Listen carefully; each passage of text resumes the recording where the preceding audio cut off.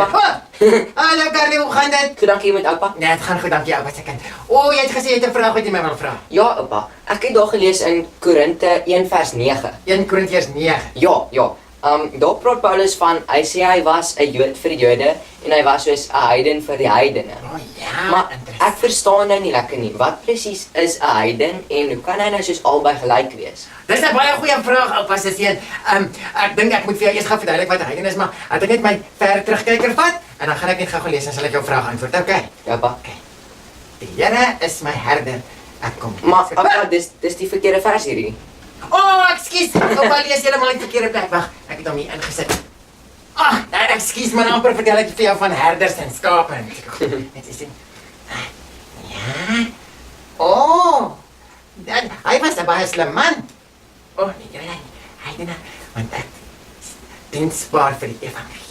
Oh, dis mooi. Ek hoop ek kan ook so wees. Wat sê dit, oupa?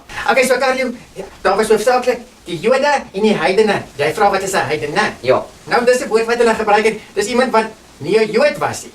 So enige geloof anders as 'n Jood.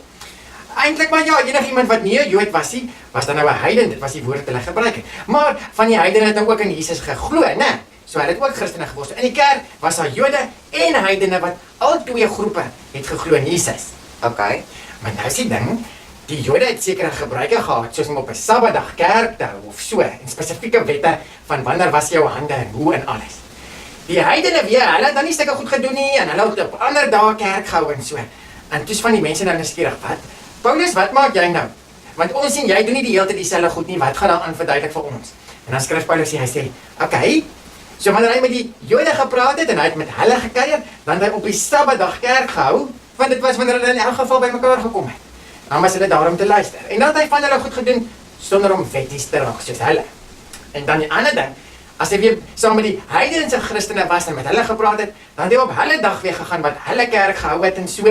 Maar saam is dit nog dieselfde kerk. Toe raak die mense deur mekaar en sê, ag nee Paulus, moet ons nou maak soos die Jode of moet ons nou maak soos die heidene ons verstaan? En dan sê hy, nie een van die twee nie. Dit gaan nou oor dat ons vir mense vertel van Jesus. So, jy sê ding, jy moet met mense praat sodat hulle kan verstaan.